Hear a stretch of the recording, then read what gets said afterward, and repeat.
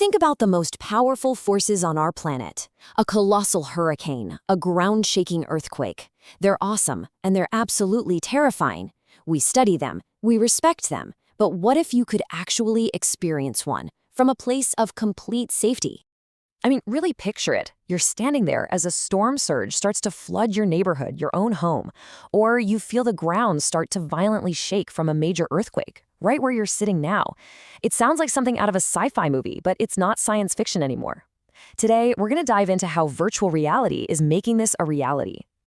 For decades, getting ready for a disaster was, well, kind of boring, right?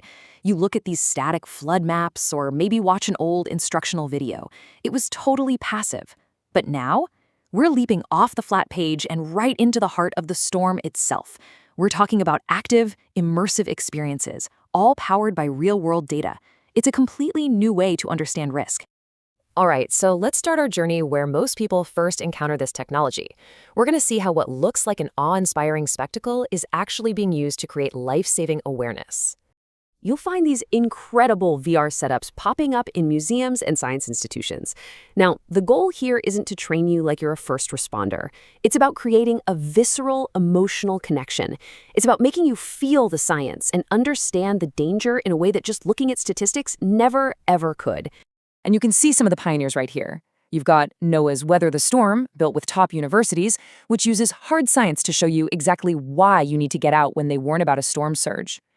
Then there's National Geographic's Forces of Nature, which is more interactive. It lets you kind of play God and see how these disasters actually form. And then you get these purely physical experiences, like the Shake House, which mechanically recreates famous quakes, or the Storm Center, where you can literally feel the raw power of hurricane-force winds. And this really gets to the heart of it. You know, it's one thing to hear a warning on the news. It's another thing entirely to virtually stand there and watch the water rise all around you. This is all about making an abstract danger feel personal and very, very immediate. Okay, so let's shift gears from public awareness to professional readiness. Because in this next part, the goal isn't just understanding, it's survival. The simulations become tools for mastering chaos.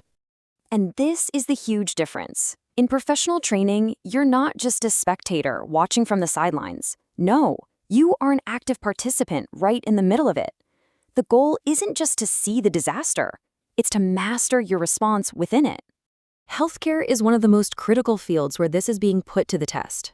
Just try to picture a hospital during a huge disaster. Alarms are blaring, lights are flickering, and the caregivers have to keep themselves safe while also protecting patients who can't even move. It's complete chaos, and VR is proving to be the perfect tool to prepare for exactly that. And the data shows that it absolutely works. There was a study with nursing students in a mass casualty scenario. The group with the standard training, yeah, they saw a little improvement in their triage accuracy. But the group that trained in VR, whoa, their accuracy more than doubled. They learned faster and they learned more effectively. So, why is it so much more effective?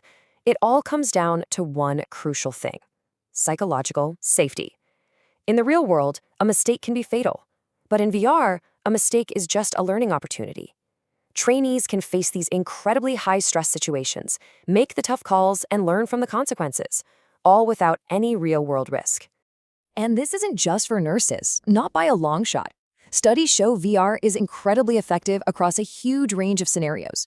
We're talking training rural volunteers in Indonesia for earthquakes, preparing hospital staff for something as terrifying as an active shooter incident, and even getting first responders ready to handle chemical disasters. The applications are just massive. So you're probably wondering, how in the world do they make these simulations so realistic and effective? Well, let's pop the hood and take a look at the science that's powering these virtual worlds. The core idea here is something called a digital twin. And don't just think of it as a fancy 3D map.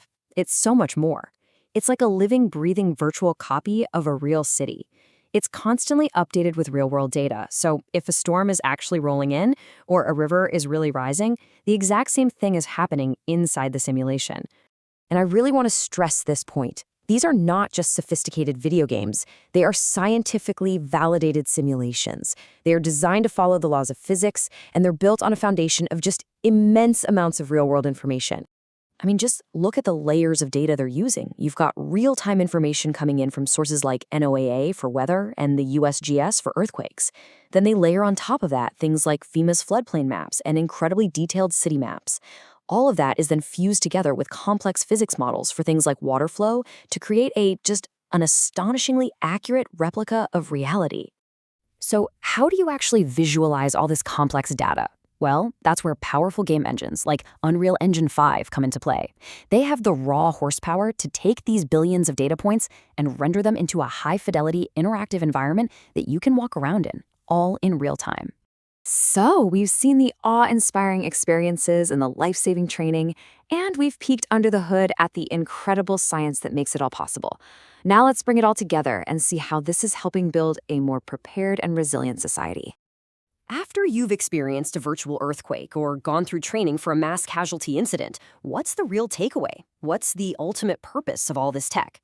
It really boils down to three things. First is something called psychological inoculation. Basically, you're exposing your brain to stress in a safe way so it learns how to cope.